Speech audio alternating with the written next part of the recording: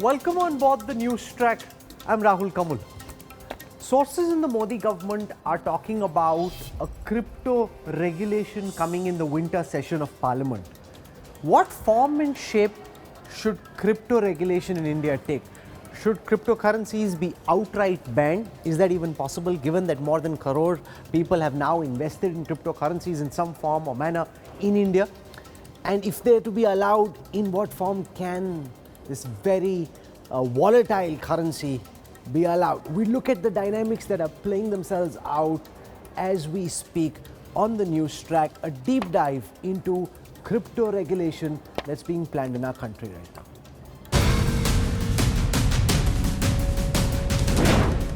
"10 crore Indian crypto investors.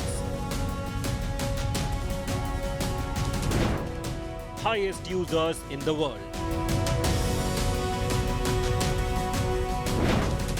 Over 8 lakh crore invested in virtual coin. 600% jump in total crypto investment.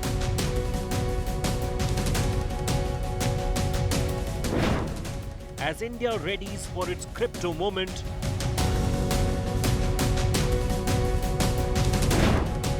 will Modi government allow crypto as currency? Regulations for cryptos soon?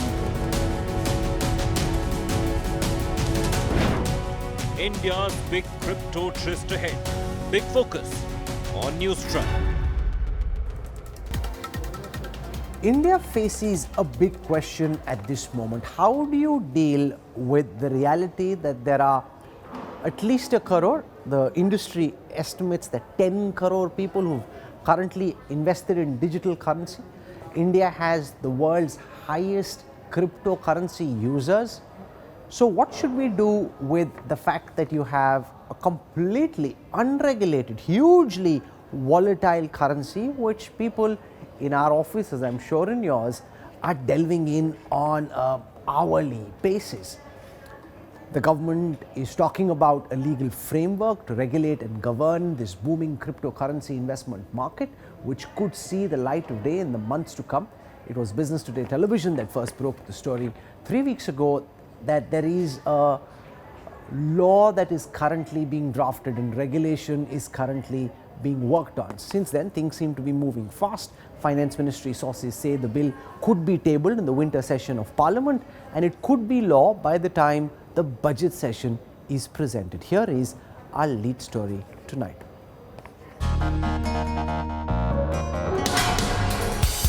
"10 crore investors, 8,000 crore rupees invested."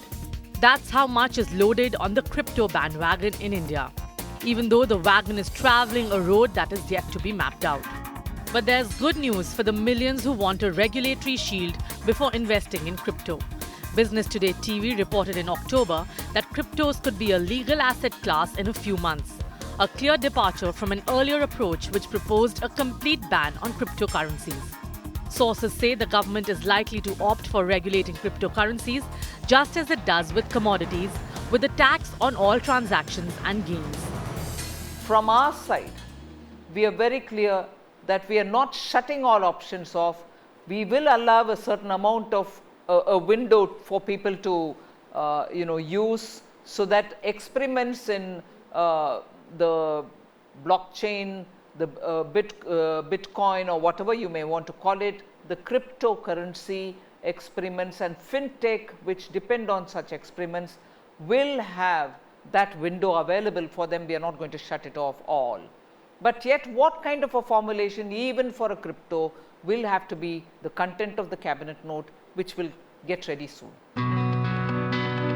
There is reportedly a feeling in the government that instead of fighting technology, it's better to regulate and ensure investors are not hurt. This change has come about over the past several months, with the government treading cautiously on this matter. The biggest hurdle to cryptocurrencies till now was the banning of cryptocurrency and regulation of official digital currency bill proposed in 2019. This bill has been quietly scrapped. Meanwhile, after Business Today TV broke the news on regulation, crypto exchanges and intermediaries have gone on a publicity overdrive. Crypto Top stars are being roped in with ad spend zooming to attract investors to the new investment opportunity. और आपके funds भी insured हैं।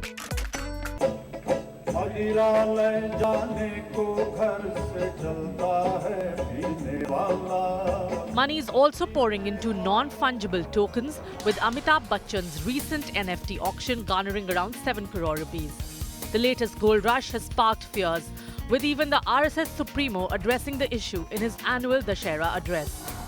Bitcoin जैसी currency है, किस राष्ट्र का, किस नियम का उस पर नियंत्रण है, मुझे नहीं पता। एक स्पर्धा खड़ी हो रही है।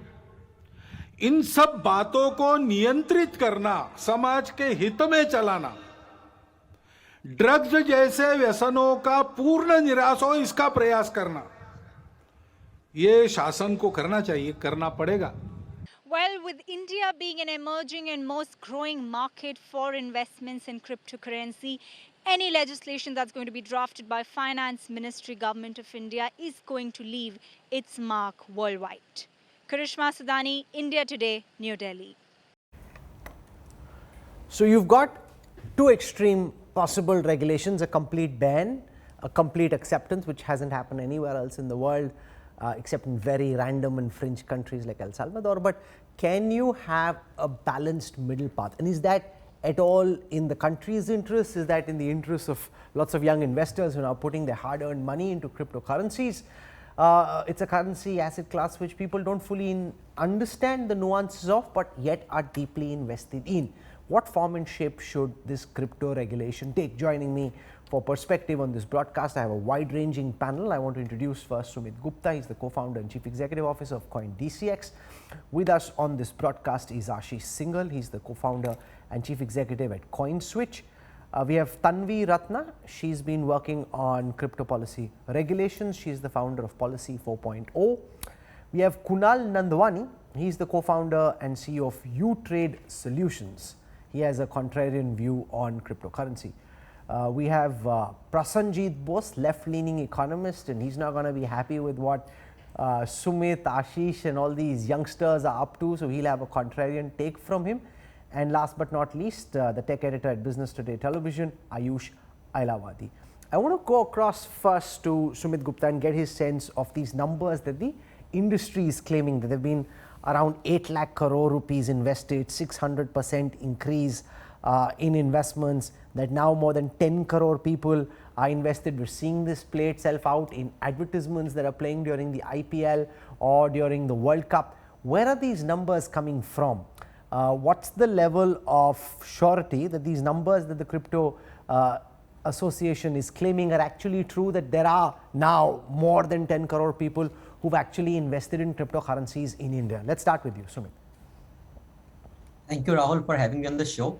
In terms of investor awareness and interest towards crypto, all of us know that it's increasing very rapidly. The industry is growing really fast. The challenge is that the industry does not have a clear regulatory framework yet. It's a very welcoming move that the government is planning to come up with a bill, or at least discussing early next year in the winter session of Parliament. In terms of number, I think the number is increasing. What the exact number of investors are, because the space is not regulated, we do not know the exact number. I can tell you what platform, number of users are there on CoinDCX, and cumulatively I think a total pool of 10 crore, that is 100 million investors, is on the higher side, but the rate at which it's growing, it's phenomenal, and all of it is given to the can be attributed to the lot of people who are talking about crypto nowadays on digital channels, right? So yes, the industry is growing, but the numbers are would be lesser than 100 million. Yeah, sure. And when you hear these kind of figures, remember, it could just be an aggregate of what all the crypto exchanges and operators are seeing, and there could be a lot of duplication involved in that as well. I want to go across to Ashish Singhal at CoinSwitch. The government's now informally talking to reporters about the possibility of a regulation which is clearly in the works, and some work is being carried out on policy documents. Accepting cryptocurrency as legal tender is way beyond where any other economy is at this moment. However, the hope that crypto companies would have is that a middle path can be found. Realistically, what are you hoping for, and what kind of form and shape do you think a crypto regulation can take in India? Thanks, Rahul, for inviting me. Great question. So, we also believe that as a currency, crypto may not hold water in India, right? But cryptocurrency not only allows you to operate as a currency, but also allows a lot of new use cases to be built on blockchain, right? And that is why we call it crypto assets. So, it's creating a new asset class altogether where innovators are getting to innovate. The next Google, the next Facebook, the next Microsoft may be built on blockchain and may come from India itself, right? So India choosing a path to regulate or even thinking about that is very, very positive. And how we as an industry want this dialogue to happen, obviously first is classification. Classifying crypto assets into maybe a security, a commodity, which is not a currency, right? As a way for people to get into the space with proper user protection, making sure innovators can innovate and government can take advantage of this growing industry and be the leader and be the digital first country that India wants to be.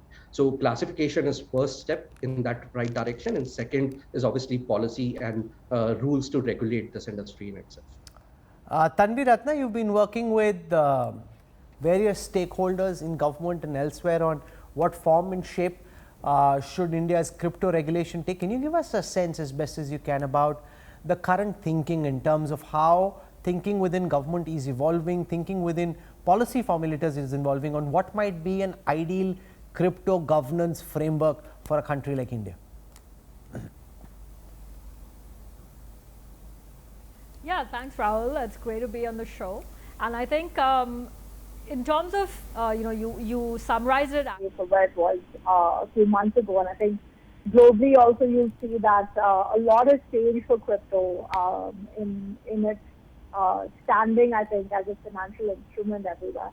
So I think the real challenge for India is that its risk conditions are very different from what we have in other countries. If you take the US, for example, which we look to as precedent, that is really the currency of the world, and that's not a currency that has any capital controls or SEMA or any kind of issues when it comes to its cross-border usage, because that is a very well-oiled mechanism called the Euro-dollar system. So when it comes to India and you're trying to get your country into an environment which really does not have those kind of controls and really does not allow you the kind of monetary management you're used to, it is quite challenging. And the problem that there is really no precedent for India in terms of how you manage these risks, how you can actually fit this within the kind of frameworks that we have in the country with regards to cross-border flows and investments and things like that. That's really the challenge, is that the risk framework for India is quite challenging. We don't have a precedent. And I think the solutions around this will take about as much innovation as it takes to run a good crypto project, right? So I think it's not going to be a very cookie-cutter solution that you'll see coming out of India. Prasenjit Bose, lay out for everyone watching why you're such a crypto cynic. What all do you think can go wrong? Why do you think what countries like China and some of the others are doing in terms of banning cryptos altogether is essentially what a country like India should also be doing? Because when you say that, do remember that there are now some facts on the ground. Whether the figure is 10 crores or downwards, I think it's downwards because that could just be an aggregate. But the fact is that there are many people who've now invested hard-earned money in cryptocurrency, and therefore a radical ban would create its own backlash. Why do you still believe that India needs to take a tough position on cryptocurrency? Prasenjit Bose. Well, Rahul, I am not sure whether I am a crypto cynic, as you have characterized me. I am still watching the situation. I think that I actually agree with you that at this point of time, the numbers that are being cited are all unofficial numbers. There may be problems in double counting and so on. So one exactly doesn't know, but it's a clear case where a lot of people are suddenly finding this to be an attractive option to put in money. Now, I think that if you are asking reasons for skepticism, not mine alone, but I think that even the regulators or the government itself is not really very comfortable about what is happening. is because the name cryptocurrency, I think itself quite misleading. This is really not a currency. What it is, it should be correctly classified as an asset. It's a digital asset. What intrinsic value it has is still a matter of debate that is happening all over the world. And what accounts for the intrinsic value of a Bitcoin, or and that is why you find very wide fluctuations in its value. Even on a daily basis, the kind of fluctuations that one sees in these cryptocurrencies clearly show that it is not only it's a very highly liquid and a highly risky asset. So I think that the regulation of this kind of a asset class should have actually, it should have happened yesterday. The government is clearly behind the curve, because so many investors have come in, so much money is being made, and that is precisely where the problem lies, because one is not sure whether all those who are making money in this, or who are buying into this, are aware of what they are signing up to. What about illegal activities? What about tax evasion? What about beating capital controls? What about dealing with criminal activities through these cryptocurrencies? I think there are many areas which need to be very closely looked at. People who are putting their hard-earned money into this, they may lose it because of the inherent speculative or volatile nature of the asset. So all this calls for a very prompt and as well as a careful regulatory framework. I agree that a blanket ban or prohibition in any case, the Supreme Court has given a judgment on this. So one has to, everybody who is dealing with this is doing something that is undesirable, need not be so. There may be a case that this offers some, avenues for technological innovation.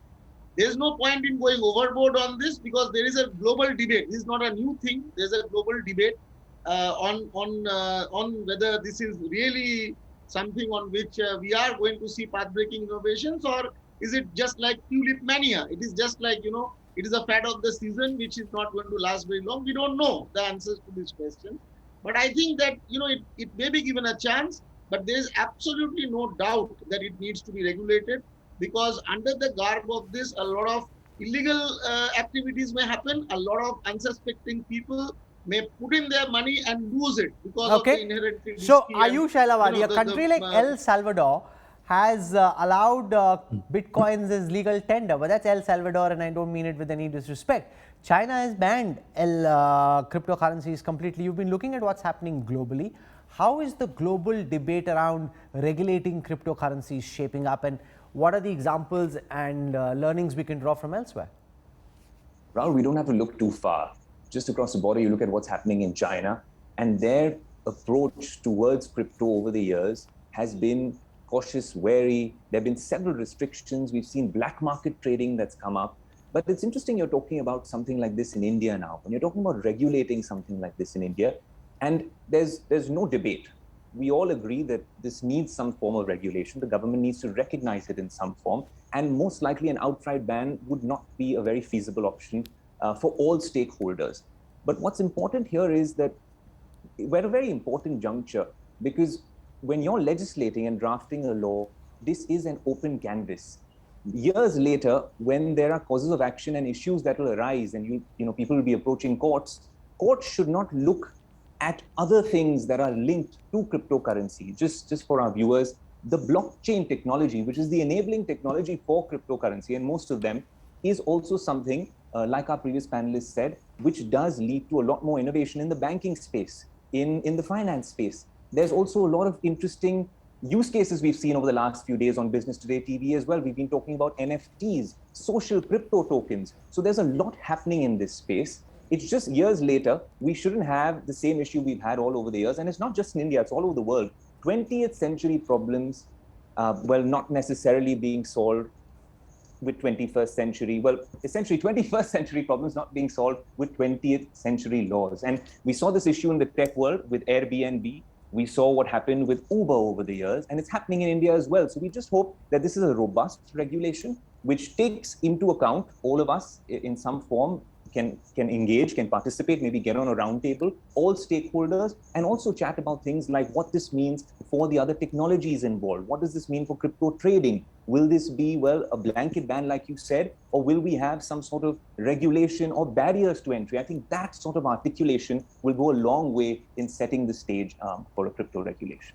Kunal Nandwani, your sense of how the government should be approaching this issue. See, we've heard from the finance minister and from others in the government saying that they're looking at some kind of regulation rather than an outright ban.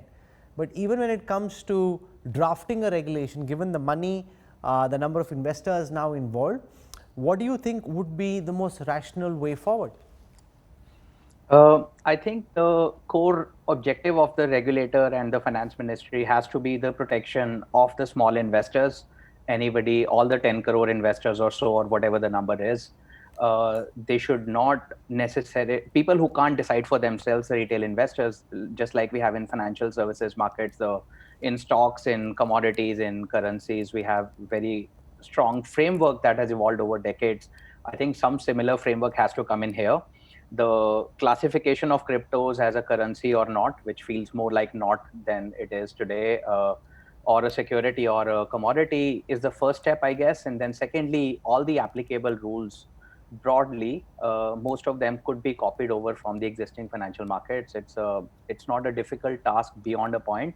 But yes, the challenge would remain because it's a new age, new world, new technology. I'm personally cautiously optimistic on the space, and there are some challenges where you're not going to have the foreign countries token issuers. Like, take an example of Ethereum. For Bitcoin, there's nobody in the middle. There's no centralization. Nobody knows who Satoshi Nakamoto was.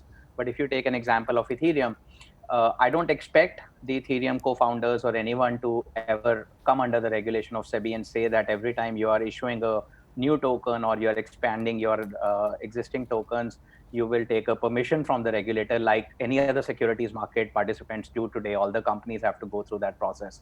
So it would be interesting and challenging what kind of tokens they allow, how those token issuers and the intermediaries like exchanges, what onus lies on them in the process. But eventually, the end goal has to be protect the retail investor, make sure they can access the products they understand. If they don't, make it just like anything else, the HNI product, or let it be some collective investment scheme or something else. Let me put that question to Sumit Gupta. This aspect of investors and the extent to which they understand cryptos, is this a bit like the tulip mania or plantation estates where everybody is jumping in because they think that it's the most exciting space to be, and given and today, for example, Bitcoin and Ethereum are at all-time highs. Therefore, everybody just thinks it's exciting, they don't want to miss out on the party without necessarily fully understanding what the party is about and when that music might stop.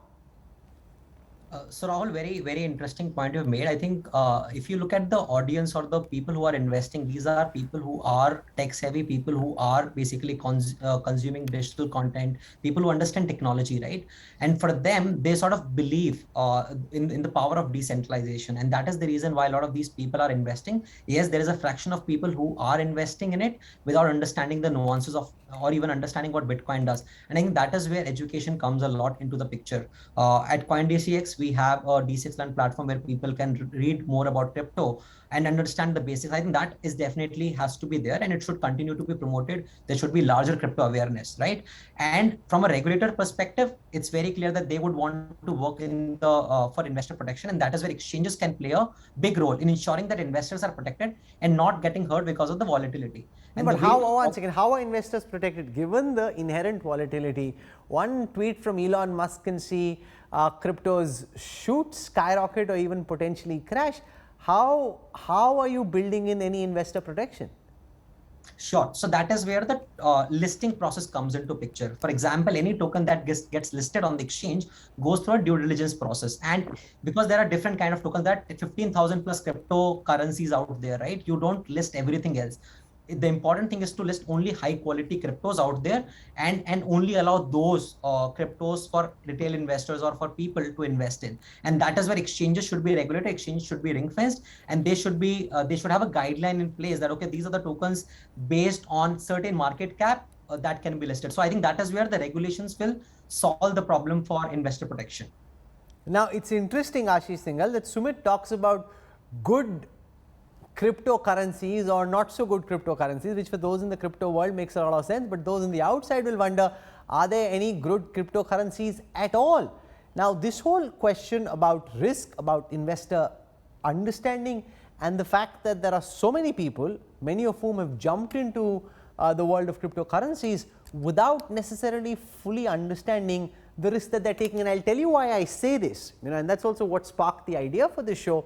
I was in the lift right ahead of Diwali with two young producers from one of our teams. I shan't name them, and one of them was really excited, telling the other that I invested 8,000 rupees in crypto, it's gone up to 25,000, meri Diwali to man gayi. He was very excited, and I thought, does this person really understand the risk that he's taken? Yes, he saw a big upside, but could have just been heading downwards as well. And then what is his risk appetite and what is his understanding of the risk that he's taking? So how are you looking at some of these issues, Ashish? Sure, Rahul. So Rahul, that is definitely a concern, right? But we also have to understand that the people who are investing into crypto, more than 60 to 70% of the users who is coming onto the platforms today are Gen Z population, who are the tech first people, who understand what this technology can bring in, what are the nuances of it. They might or might not understand the risk to the full extent, but when they put money into the ecosystem, then platform like us becomes becomes the place where they learn about this technology as well, and what are the next steps there. Kuberverse helps user educate what different coins are about, why there are hundreds of coins, what each coin is trying to solve, and what is the future of those coins. It is very similar to how you invest in a stock market, right? When there could be good stocks or there could be bad stocks as well there, right? And when you choose any stock to invest in as an investment platform, SEBI guidelines dictate what are the information that you need to give out to the user to be able to make a judicious call on whether to invest on it or not. And I think those same guidelines is what we follow as self-regulation today as exchanges together, right? We promote education. We have created and invested a lot of money in creating user education and helping these users learn what cryptocurrencies are before they invest into cryptocurrencies. And I think once the regulations are in place, these would be more materialized into a proper framework which everyone need to follow to make sure that the user is protected at any given point in time. Tanvi, right? in some as senses, we do in a stock market. It's been like the adults have been looking away, the youngsters have been partying in one corner, the adults have been looking in, listening to the music, but not really going into their party to disturb the party. And now the government's talking about a regulation, and all the youngsters who are having a good time are wondering, okay, what's going to happen? Is my music going to be turned off? The question is that what we actually require are for more debates and discussions like the kind that we're having. Instead of just looking away and pretending it's not happening, cryptocurrencies are a reality. There are real people dealing with real money. There are real questions. There are real possibilities and there are real dangers, and all of them need to be confronted head on, discussed threadbare. And like there is with any other issue, like the farm laws, for example, you need to thrash out solutions, answers, and policy frameworks.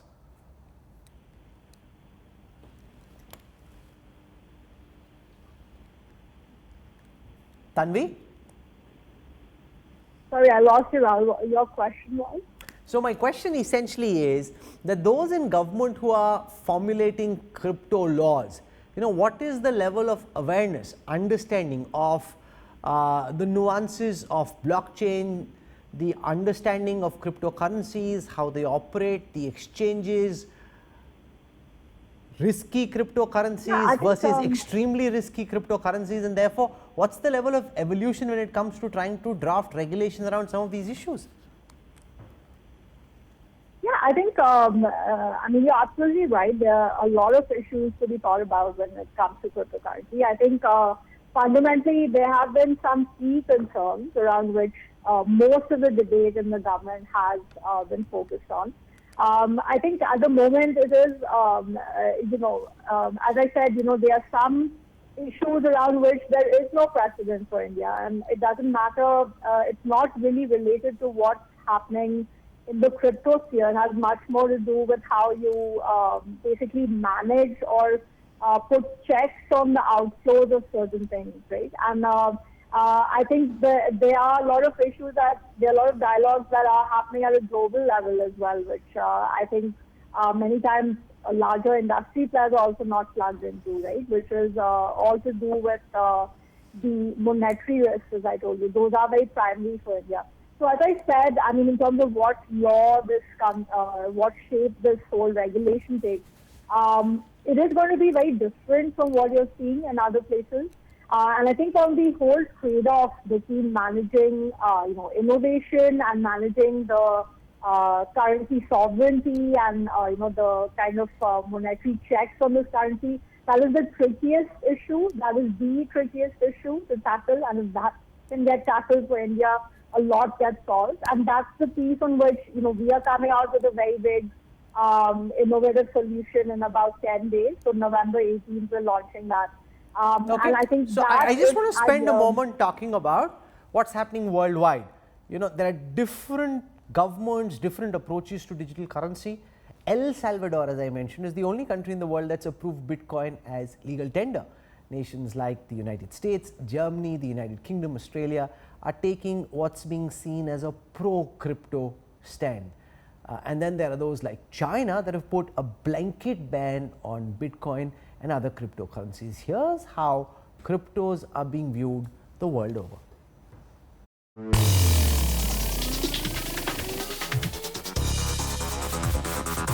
Bitcoin and Ethereum, the largest and second largest cryptocurrencies in the world, surging to new highs, rising as far as $67,700 and $4,800 respectively. Both have more than doubled since June and added nearly 70% against the dollar since the start of October. The little more than decade-old market for digital assets has already roughly quadrupled from its 2020 year-end value and now stands at $3 trillion in market capital. As cryptocurrency becomes a more significant factor in the global investment landscape, countries have taken different approaches to regulating the asset class. El Salvador is the only country in the world to allow Bitcoin as legal tender. In June this year, the country's Congress formally adopted Bitcoin as a form of payment. The United States has also taken a generally positive stance towards Bitcoin. Prominent businesses like Dish Network, Microsoft, Subway, and Overstock welcome payments in Bitcoin.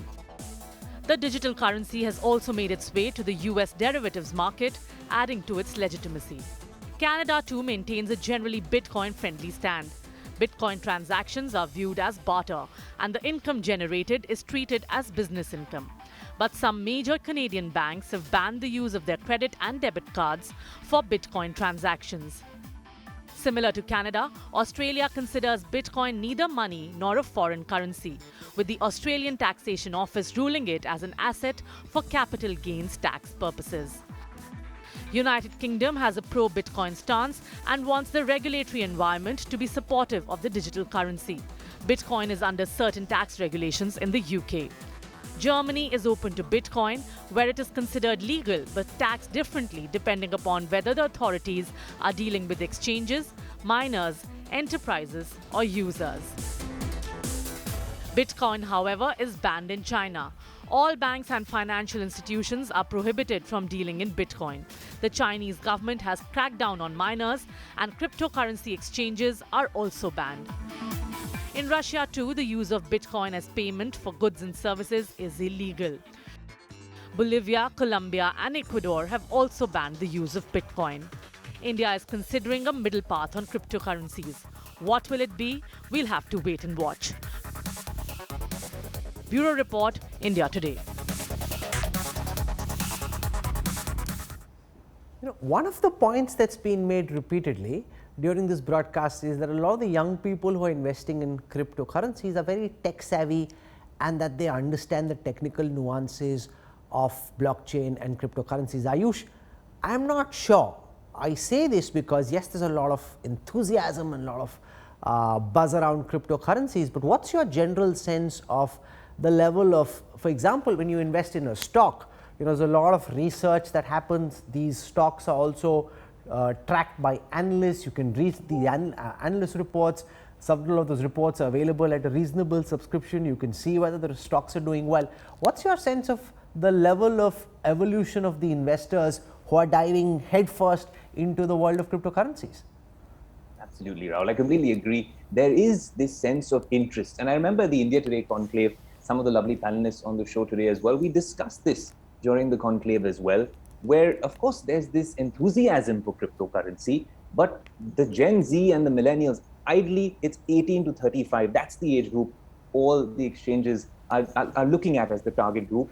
And yes, there is some awareness in terms of an FAQ section, but a lot of them, unfortunately, and people I know and people in the space as well, are relying on social media, which is also something which seems like a double-edged sword. Yes, there is some level of education, there is international content out there, but the finfluencers that you're relying on are not necessarily the best way to go forward with this. So there is this sense of, and this is something we brought up in one of our sessions at the conclave as well, it's the cool thing to do, and something that your parents and grandparents didn't necessarily do. It's the rebellious thing to do, very similar to how people were at some point moving away from Facebook towards Snapchat as an app.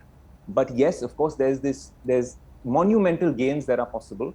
But in terms of, if you speak to a financial advisor, there's also a downside. And that's the difference, like you mentioned, in investing in stocks and in cryptocurrencies. There's a lot of financial planners, advisors who help us here in Mumbai, in Delhi. It's not the same necessarily in the world of cryptocurrency. We have to come to debates like this and perhaps get a reliable, credible source to talk about this and educate and spread that awareness. Do you think, Prasenjit, that we should have moved faster on the two ways of looking at it? One, that you've allowed for the space to evolve in its own way, and now you're coming with regulation, because if you go in too soon, you kind of curb the spirit, the free spirit with which the whole crypto scene boomed. The other side is that now you've got facts on the ground. You've got people with real money invested in cryptocurrencies, and if you come up with strong regulation now, there will be a backlash, and there will be real people who lose out, and therefore you have to be cognizant of that new reality.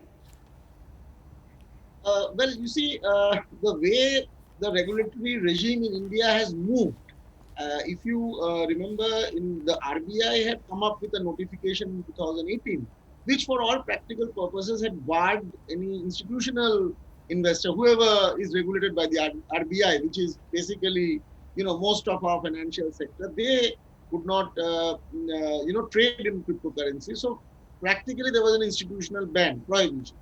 Now, once the Supreme Court stepped in, there was a lot of arguments in the Supreme Court. Once the Supreme Court stepped in and came up with the judgment, that prohibition was lifted. Now, once that was lifted, and I think it coincided with the lockdown where, online digital transactions anyway, because of the situation that people were put in, it witnessed a kind of boom.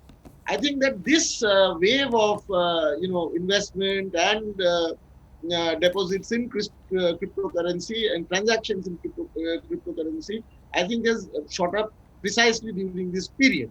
I think this is the regulation should have actually happened by now. It's good that it's being discussed, and hopefully it comes into place soon. I think there are two ways of looking at it. First of all, there are, just because young people are finding it to be fun doesn't mean that it is a very innocent or innocuous thing. I mean, there are inherent problems with an unregulated trade in any asset, precisely because problems of tax evasion, problems of illicit hoarding or transactions or criminality. So there's no question that it has to be regulated.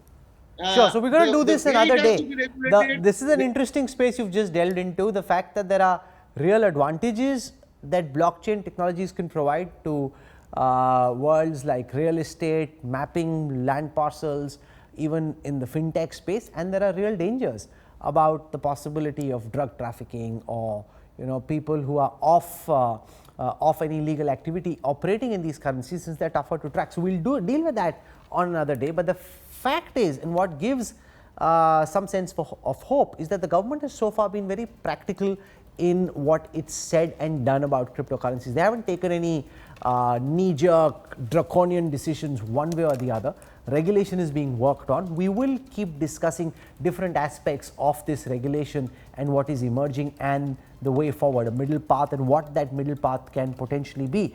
For the time being, Prasanjit Bose, Kunal Nandwani, Tanvi Ratna, Sumit Gupta, Ashish Singhal and Ayush Ailavadi, thank you very much for joining us.